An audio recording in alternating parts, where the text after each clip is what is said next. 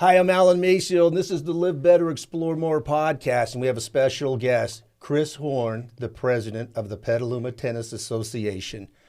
Chris is going to run down his background and talk about the Petaluma Tennis Association, its history, and its vision. Welcome to the Live Better, Explore More podcast with your host, Alan Maceo. If you like what you hear, please hit like and subscribe.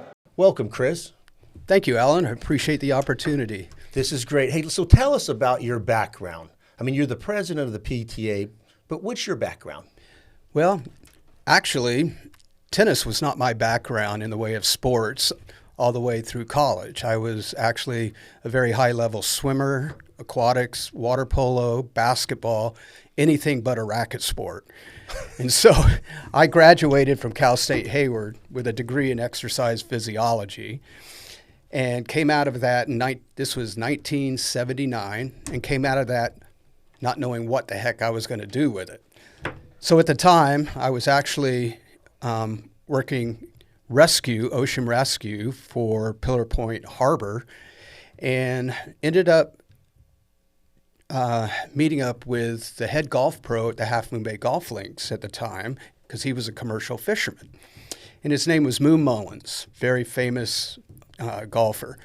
And so Moon said, "Hey, Chris, there's a swim, tennis, and fitness club, because I know that's your background, opening up at the Half Moon Bay Golf Links, and they don't have anybody to run it."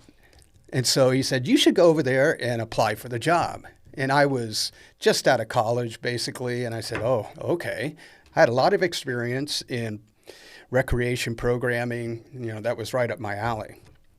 So I cruised over there and hunted down the person that was actually making the decisions, and he was the director of operations for the golf links, a gentleman by the name of Ron Taborski. And the club had not opened yet.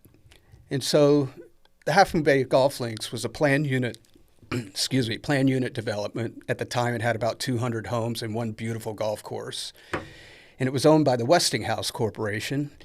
And they had a brand new swim and tennis club. They just were ready to open for the residents of what was called Ocean Colony.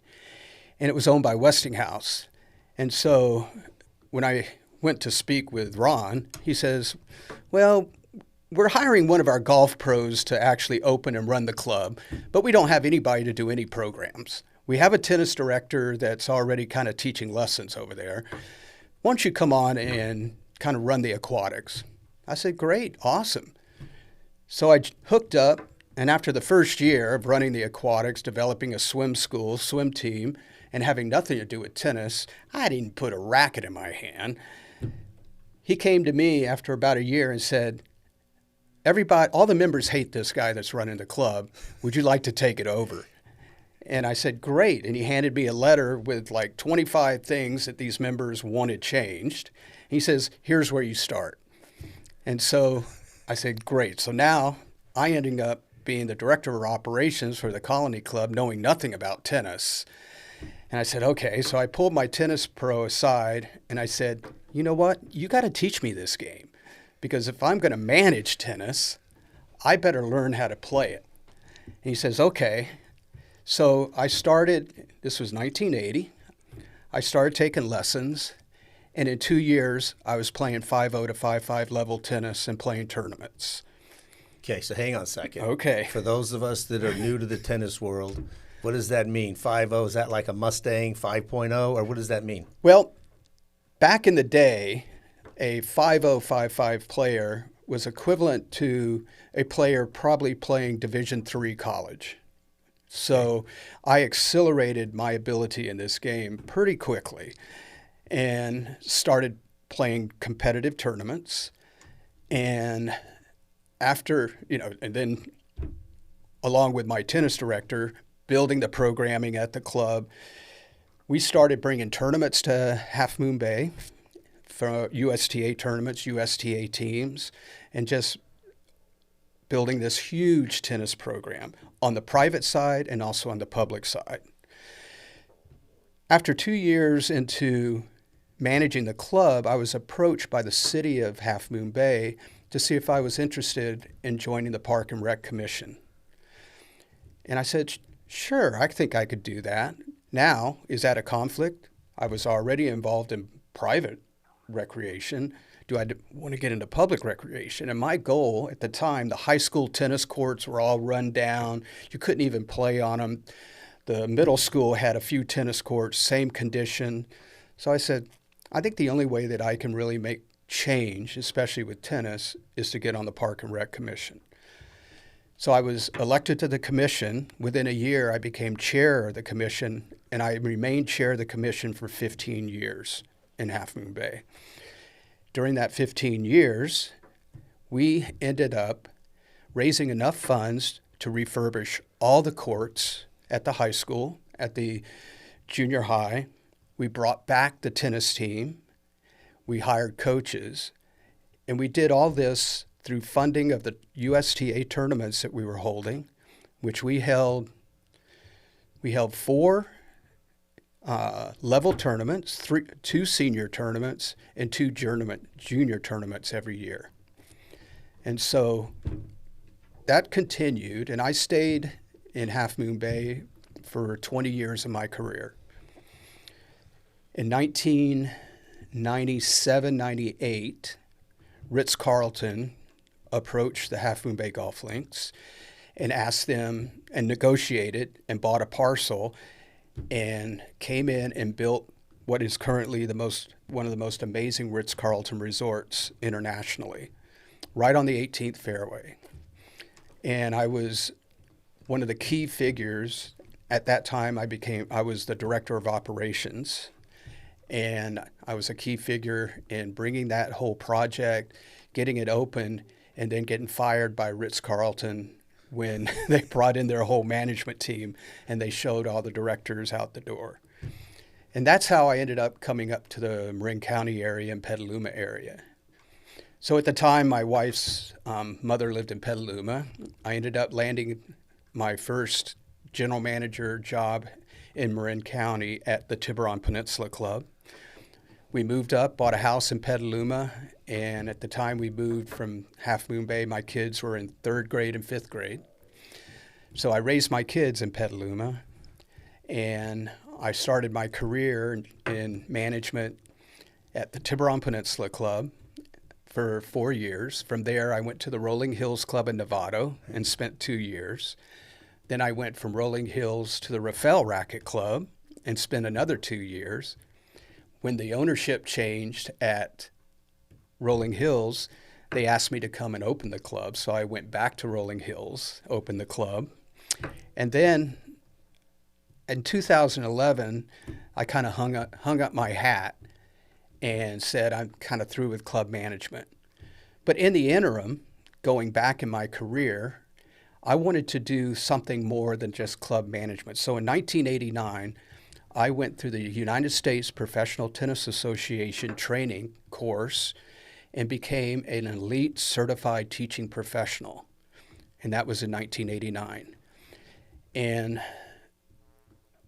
I will be celebrating my 35th year this year as an elite USPTA teaching professional, which I failed to mention that.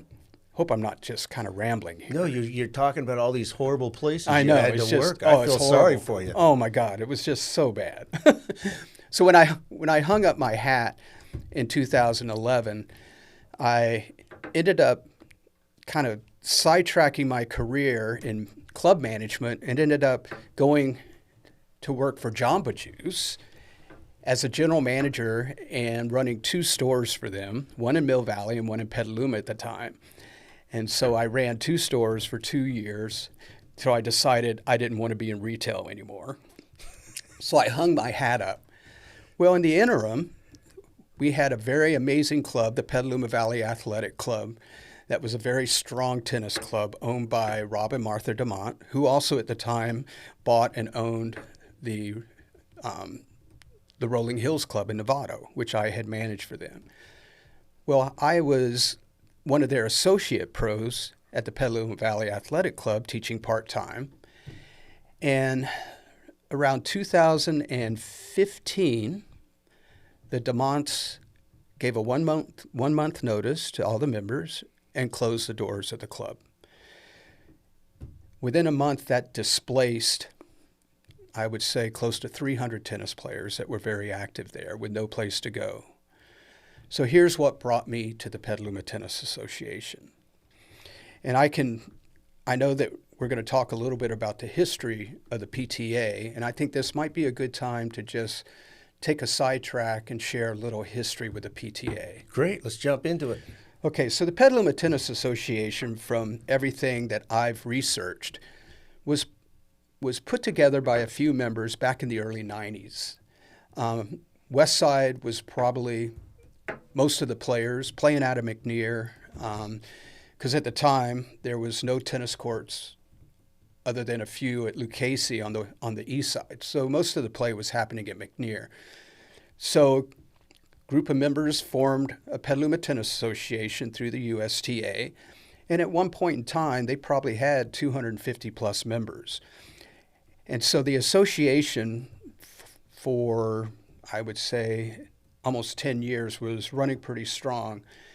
But then the Petaluma Valley Tennis Association, the Petaluma PVAC, Petaluma Valley Athletic Club, was bought by the DeMonts, which it was Rancho Arroyo prior to that. It was a different tennis club, which was being run to the ground. It was not operated very well. So the DeMonts came in, bought the club, refurbished it, and just put this infusion of energy and built this amazing tennis dynasty. That put a major hurt on the Petaluma Tennis Association. Most of the members at the time migrated out of the PTA and moved over to Petaluma Valley. And so the Petaluma Tennis Association basically did not exist anymore until the coach, this was, I want to say, going into the 2000s, early 2000s. The coach at the time at Casa Grande, she was running Napa Sonoma Marin teams, and the junior high had, not the junior high, but the junior college in the city had finished the courts over at Leghorns Park. And so they wanted to start running teams for the ladies' leagues. And so they rekindled the PTA and started running the teams out of the PTA for that purpose and that purpose only. And so the membership at that time were only the ladies that were playing out of one team, and that was probably 25 or 30, and that was it.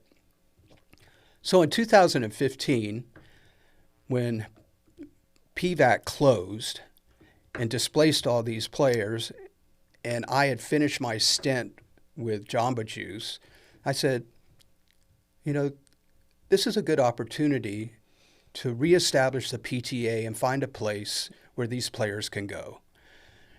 So in 2015, I took it on myself to assemble a new board, to go to the city school district, see if I could get into a joint use agreement, because we didn't have any courts to use. So I said, let's target the high school and see if we can set up an agreement where we can run our program out of the high schools. And so I negotiated a joint use agreement, 5 years, with the city to have complete use of Petaluma High School and Casa Grande High School outside of school hours for the PTA to do their programming, run their teams.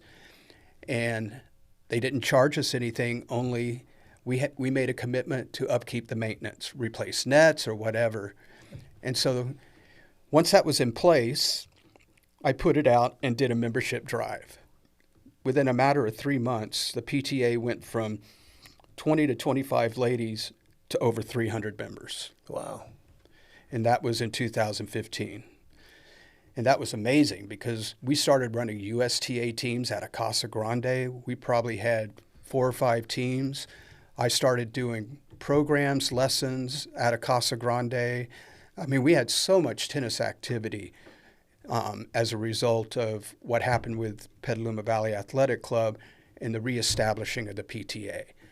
I mean, it was just amazing, the growth. So that's important because once PVAC did go down, a lot of members went to Roanoke Park, right? And I'm guessing Rolling Hills got a chunk of them. A little bit, but not at that time. Because luckily what I did is I got the PTA up and running. So instead of going to Rohnert Park and paying any type of dues, going to Novato and paying any type of dues with Rolling Hills, you could come to PTA and for $50 a year, join the association, have the same benefits of playing for teams and having lessons and doing programs. Right. PTA is lucky to have you. I didn't know you had this background. You went from a swimmer. I thought we were going to lose you there to fishing. And now Close. I'm a fisherman too. Yes. Stop while you're ahead. Okay. Full disclosure, I am now a member of the board. I am the treasurer. So some of these questions I'm asking for my own education. All right. What's the vision for PTA? Well, I took just to bring us up to today's date and what happened in 2017, between 2015 and 2017, the PTA had high energy, everything was great. And then I went back into club management. And so I had to surrender my hat as the president of the PTA because I was a president at the time. I had to pass that on. And actually, I had to step off the board. I just didn't have the time to be able to commit. Coincidentally, at the same time, the casino in Rohnert Park started pouring funds into their city coffers and their recreation. So the city of Rohnert Park put all these improvements into Magnolia Park, resurfacing, brand new LED lights. So what happened, players exited the PTA and went to the Rohnert Park Tennis Association. So our membership took a significant hit starting in 2017 as a result of that. And it's kind of been maintaining at this point, but we've nowhere approached the numbers that we used to have. Right. So going back to the vision that you're talking about, myself personally, I'm going to be retiring from club management at the end of March of next year. I'm currently the president of the PTA again. And my vision is to, when I step away from club management, is to step back and put my energy back in the growth of tennis in Petaluma, like the energy I was putting in back in 2015, 16, 17, and work with the amazing board that I have right now. And we're very fortunate in our community to have such a strong board for the Petaluma Tennis Association, and to work with our board and develop a nice strategic plan to just really bring players back to our community that exited it for whatever reasons, and just rekindle and rebuild, tennis, not only for adults, but for youth, and just provide, much more opportunity to play. Okay. So it sounds like it's easy, right? We're just going to get them all back, but there's a lot of outreach that has to happen, right? Absolutely. And so do you think this, like right now, I'm going to jumping around. We have 4 teams that are going to compete starting in January. Mm-hmm. I know the 3-5 men's, okay? And then there's an 8-0 combo team. 8-0 mixed combo team, okay. 18 plus. Okay, 18 plus. And these are all sanctioned by the United States Tennis Association. Okay, and then what's the 4th team, or is there a 4th? Okay, so we have our 3-0 ladies. Okay. And I would say we'll have probably 30 players on that team alone. And we have a 3-5 ladies team, which will also have 25 to 30 ladies that will be participating. Okay. And, you're talking just those 2 teams alone. Those are 60 players that if we didn't have those teams, they either would not be playing USTA tennis or they would have to travel outside of our community to find teams to play for. Right. So these tournaments, you talked earlier, you mentioned USTA tournaments out of Half Moon Bay, right? So I know there's a memorial tournament that the PTA put on this year, right? And you have these round robins. So And these round robins fill up like that, don't they? They do. Okay. Is there an opportunity to expand the number of teams in there, or is it bandwidth like we have X number of courts, so we have to start with this number? Well, Alan, there's plenty of flexibility on, how you manage these programs with the amount of courts that you have to work with. Right. So going back to our memorial tournament, we did a split session for that so we could accommodate more players. Right. So we ran, a session for starting at 9 o'clock, and then the second session started at 11:30. And we were able to accommodate 16 players in both those sessions. So we have the flexibility, even though we have a limited amount of courts, but we can be creative in how we can get more participants and more opportunity. That memorial tournament, as one example, it was highly popular. Oh, right? Huge. So tell us tell everybody what was the memorial tournament for? Well, over the course of the last few years, and we've had, as I've mentioned in this discussion, the PTA has been going strong since 2015.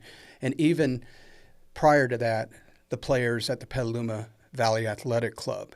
So there's been this huge family of players that have this network that has stayed together.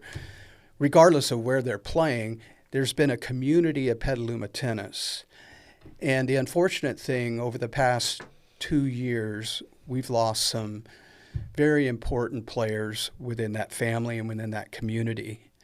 And the board came together at the beginning of this year and just said, we need to memorialize these players that we've lost and make this an annual event. And hopefully each year we're still memorializing the same players we were before. Right. Don't add to the list. We don't want to add to the list. No more new pictures. No. Yeah. But this is the first time that anything like this has been done. And the appreciation, especially from the family members of those that we memorialized, was just overwhelming. Perfect. So I was there watching, and I was amazed at how many people actually just came to watch. Oh, it was incredible. There was a large number. I mean, there was probably as many spectators as players. I would say, as I mentioned, we had 2 sessions, and there was only 16 people playing in each session. So that's 32 people. We had over 100 people just come down and watch and hang out and just be a part of the celebration. Right. All right. Let's bounce to these round robins. Okay. So there's a couple things I know about you and what you've done. And you used to have this thing on Saturdays. Oh, yeah.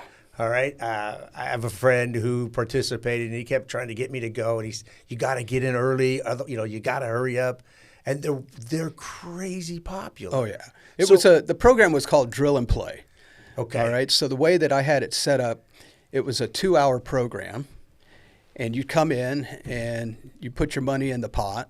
I'd send a call out on Monday because Saturday morning, we'd start at 8 o'clock in the morning over at Casa Grande, had 4 courts. I maxed it out at 16 players. And so the first hour was all about just drills. And I mean, it was like at the end of that hour, most of the players were dropping. That's how hard they were working. The second hour would be a whole round robin. So I would set it up as a round robin. So you're going from an hour of drilling into an hour of playing. And the popularity, and I did this for the men and I did it for the women. The men were on one day and the women were the other day. But then I found that a lot of the women wanted to join the men because the level was comparative and they wanted more competition. So I opened it up to be a co-ed program, the high-level co-ed program, which ended up being awesome because the men really accepted the ladies and the ladies really loved the higher competition. But I'd put a call out on Monday and people would be sitting on their emails. And I would say within a couple hours, it was full every week. Wow. Full. And so my intent is to bring that back. I can't wait to try that. I didn't do it. I don't ask me why. I don't have a good reason. But I'd hear from Dennis, and Dennis would say, "You got to do this. This is unbelievable." It was like a cult, Alan. Yeah, That's what good. it was. So I'm going to jump to the USTA tournaments, all right, or maybe the USTA sanctioned tournaments. Mm-hmm. So on the teams, okay, the 3-0 ladies, do we need more players to fill out those teams? Or is it like if we get more, we're going to need to have another 3-0 team? Or in terms of members, if you're a 3-0, is there a spot for you? We can find a spot for you. Okay. And part of the vision moving forward is to provide more opportunity, whether it's competitive with USTA or doing something internal and establish our own league play, which I've done many times at different facilities with tremendous success. So you're not paying the USTA all these fees. You're paying for your PTA membership, and this is a benefit you're getting. Nice. So you have internal competition where you have the same structure as a USTA league, but now what you're doing is that you're playing against your peers. Right. Your teams are made up of your peers. You don't have as many on the team because the format doesn't require having 20 or 25 players. Right. So now teams are comprised of maybe 6 players, and the format is limited to maybe 2 doubles and 1 singles. And you set up a league. And whether it's 3-0, 3-5, 4-0, and you schedule your own matches. We have courts available that you can make these matches, and then once the match is done, you record your scores. We have a season, and then we have a playoff, just like USTA. Nice. So the 8-0 mixed combo, right? We still have room there. Yes. Right? Mm-hmm. And then Absolutely. I know the 3-5 men's. If you're a 3-5 men, please join us. We need some players. Absolutely. All right. Now the tournaments is how could the PTA structure a USTA sanctioned tournament utilizing our courts that could be beneficial to the community? Well, I have a very tight relationship with the USTA, not only NorCal, but nationally too. To back up a little bit, currently I am the general manager of the Marin Tennis Club, and I have been for the last 6 years. The USTA has awarded our facility one of the top 50 premier facilities in the United States. Out of all the tennis facilities that there are in the United States, the Marin Tennis Club, because of its standard of excellence, has been designated and recognized as one of the top 50 facilities in the United States. And so having those connections nationally and having those connections on the local level, there's so much opportunity to bring programming, USTA programming, to Petaluma. I'm already in connection with the head of the Community Tennis Association gurus. They want to bring tournaments to Petaluma. They want to bring junior tournaments. There's so many different levels of junior tournaments that we could hold, depending on, orange ball, green ball, red ball, and then adult tournaments. Everything from an age group tournament, such as a senior tournament, or an NTR tournament where you're playing at your level of play, adults, 3-0, 3-5, 4-0. And it would be a great way to showcase our community. We would have to incorporate using most of the courts in town during that time. So you would have your tournaments playing out of Lucchese. You would have the tournament playing out of Leghorn, at a Casa Grande, possibly Petaluma High School. But we can do it. And the USTA has given me open arms, and they want to bring tournaments to Petaluma. Great. Okay, you mentioned red balls, green balls. What was the other one? There's red ball, orange ball, and green ball, and then there's yellow ball. These are different. When whoever's learning how to play tennis, whether you're a junior or an adult, if I've never stepped on the court, it's very challenging to step on a court with a big racket and a high compression ball like the yellow ball and learn how to play the game. So what we do with juniors specifically is that there's a whole progression. So we start a junior with reduced size courts and high compression balls and small rackets. I can take any child that's 3 years old or up within an hour and have them rallying a ball because of the low compression ball and the small rackets. I can have them rallying a ball back and forth with myself. So it's a progression. And now as a junior gets into this progression, they start at a red ball. A red ball is an oversized ball. And then once they progress out of a red ball, they go to what's an orange ball. An orange ball is a ball that's regulation size, but the compression slows the game down. And they actually have orange ball tournaments. The court is smaller.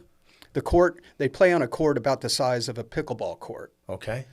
And so they have tournaments. And so juniors play on orange ball until they reach a certain amount of points, and then they get bumped out of orange ball and they go to the next progression, which is green ball. Okay. And then the green ball, again, has a little more compression. It bounces a little more, but not as much as a regular tennis ball. Okay. So again, it slows down the game. So what it does, it gives a progression of learning how the game is at a slower pace. And then it's like soccer. When we throw kids into soccer, do we put them on a full-size soccer field with a regular-size ball and those big goals? Yeah, no. No. It's good. Everything is shrunken down, and that's what we do in tennis too. And so they have just a great tournament progression for kids that they progress from an orange ball tournament to a green ball tournament to a yellow ball tournament. Okay. So under this, which is a great segue into memberships. Mm-hmm. Okay. So our memberships are currently $55 for the year, and it's for the entire year. If you sign up December 1, it's a live membership until November 31st. Correct. Okay. So what about the kids who are the juniors? All right. We're after them too, right? We got to get them. Absolutely. You got to have the kids playing. Mm-hmm. Okay. So everybody's 55 all the way through, and there'll be programs available, right? Not just play, but actually programs for the kids. Mm-hmm. That's right? the intent, yes. Okay, at the various ages. Okay. We got this new website, right? And the website address is? PetalumaTennis.org. Perfect. Doug Cox, one of the board members, has done a great job working that in. So $55 for anybody and everybody. Mm-hmm. Okay. And then let's go to community outreach. You talked about the agreements you have with the school district for the two public schools, right? CASA and Petaluma High. Mm-hmm. So does the PTA pay for the nets? Do we pay for what is it that Petaluma Tennis Association does for those sets of courts? Currently, right now, we handle anything in the way of replacing nets, replacing windscreens, keeping the courts clean. And most of our efforts have been put into the high school courts up till recently.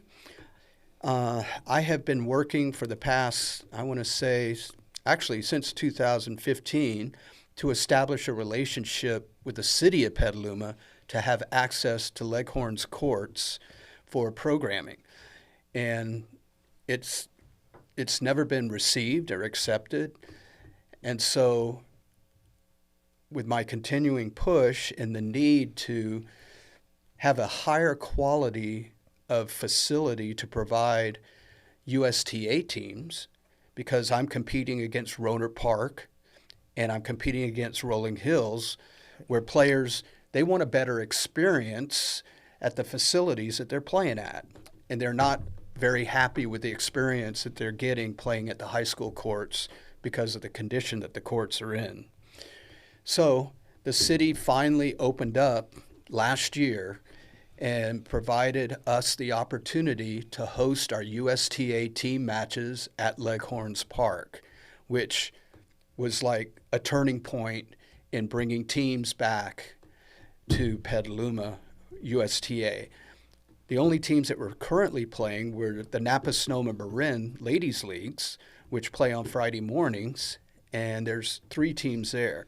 And that's a program that's always kind of been grandfathered in since before I took over the PTA, as I had mentioned earlier in my discussion. But the city was open to allow us to come in as long as we didn't cannibalize all the courts, but left courts open for the public. They were open to say, sure, we can work with you and schedule your matches. So by doing that, all of a sudden, I had USTA teams that I've never had before, and then it continues to grow and players continue to come back. So what I do for the city is if a net needs to be replaced, I let the city know, and what they'll do is they'll purchase a net, and then I go out and I change the nets. Okay. I do it physically myself. So, and when it comes to other parts of maintenance, we have all the rollers and brooms and everything locked up at Leghorns. So the captains are good at maintaining the courts, sweeping them off, pushing off puddles. Anytime that there's a maintenance issue with the courts, players let me know. I communicate that to the city, and they know it's a priority to get it fixed. And a good example is what's happening with the light situation at Leghorn.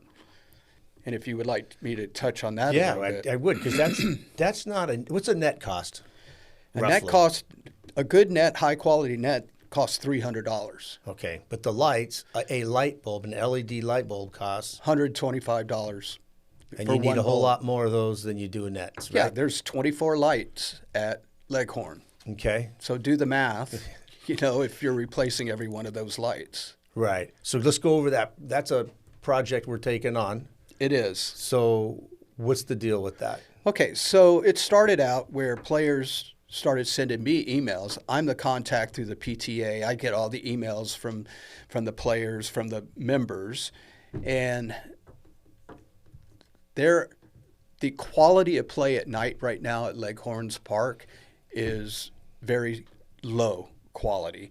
It's even tough for recreational play right now. You could not have competitive matches, and a reason is that the light system currently at Leghorns are operated under the old style metal halide bulbs, which have a shelf life of about 5 years. Majority of the bulbs at those courts are on their last life, and as soon as that bulb gets to a point where it's ready to go, it just doesn't give the court coverage. Well, I found out that the city, when a bulb goes out recently, they're replacing it and refurbishing the fixture to handle an LED bulb. So what's happened now is that they haven't done a total replacement LED, so some courts have 2 or 3 bright bulbs, and the rest of them are very low illuminations. So it doesn't give you an even spread. It actually creates, kind of a dangerous situation to play. So I brought this to the attention of the city, and I said, we need to do something about that. I met with the city last week. We talked about a plan to move forward and replace all the lights with LED. And it's going to be a cooperative effort. Thank goodness we have a great PTA board, but we're going to do a joint effort and expedite this pretty quickly because we have our USTA season starting in January to convert all the lights at Leghorns over to LED. Okay. And so we're going to be fundraising. We need what, like around $7,500? I would say between $8,000 to $10,000. Okay. To make that happen. And we made the financial commitment to the city that we would handle the cost of that if they would allow us to go into contract and make that happen. Okay. So the question that people outside of this room are going to say, why doesn't the city do it? Well, like everything else, the city's tax dollars are going to, other what they feel is priorities, which is understandable. And they don't have the manpower within their maintenance division to be able to do the project either. Okay. And it's something that we need to have done on a timely basis. We're in the middle of our winter right now. And, you go out to the courts, it's 4 o'clock. You can't play unless you have good lights. Right. Right. That's true. So we're going to do a little fundraising, right? And if somebody wants to donate, there are a couple ways to do that. And one of them is to go to the website, and there's a donation tab. There is. Right. So yes. they could do that. Mm-hmm. And if they need a letter, we can provide a letter. Absolutely. And the best way probably is to, since you've been appointed the treasurer of the Petaluma Tennis Association, Alan, I think probably reaching out to you directly, yep. either by email or, if we want to provide the phone number Go in ahead. our podcast, they can reach you at 415-309-9775. Yeah, that's right. That is my cell. My email address is alan@alanmayseal.com. Either one of those, if you could help us with donations, that'd be great. You know what we're trying to do, where the money's going to go. Okay, so can some of these, so part of the fundraising, can some of these round robins and some of these tournaments be utilized as fundraising Absolutely. events? The good thing about our association is that we're a 501c3. And so you can make a donation to the PTA and it can be tax deductible. So that's a huge benefit. So, not only are you benefiting by donating your dollars and knowing that it's going to the development and growth of tennis in our community, that you can also, at the end of the year, use that as a tax write-off. But every one of our events that we'll have this year, we'll provide an opportunity to have a donation, whether it's towards a specific cause for that event or just a general donation just to go towards whatever we're doing for tennis and the growth of tennis in our community. Perfect. All right. Is there anything that I didn't ask you about that you could tell me? Because, as the treasurer, I should at least know where the money's at, right? Well, I think as I'm coming back to Petaluma Tennis Association on more of a full-time basis, my passion, because I've been in this community since I moved here in 1999. I've enjoyed a tremendous amount of camaraderie with the tennis players that have been in this community, whether it's been playing on teams or coaching and teaching. I coached the high school tennis team at Petaluma High School for 2 years. The second year, we actually won the league, and we went to sectionals, and there's a banner hanging in the gym, and it's on one of the few banners that have ever been hung in the gym for winning the league for tennis. It'll always be there. I'm so proud of that. And my vision is sometime down the road that the Petaluma Tennis Association needs to have its own facility in Petaluma. And I am working hard and in tandem with the pickleball community right now, because the last thing that I want to do is butt heads with pickleball. I'm a pickleball player. I'm a certified pickleball coach and instructor. So I want to open our arms as a PTA board to the pickleball players so that we can work together, combine our resources, and see what we can't do to build a facility, a cooperative facility Perfect. for tennis and pickleball in our community, so we're not relying on city facilities or school facilities to do programming. Perfect. I think that's a great joint venture that probably the time is now to do that. But also in the meantime, we could use membership. We've got teams ready to play, and we'd love to have you come on out. It'll be fun. Chris, thank you very much. It's been my pleasure. Perfect. Here we go.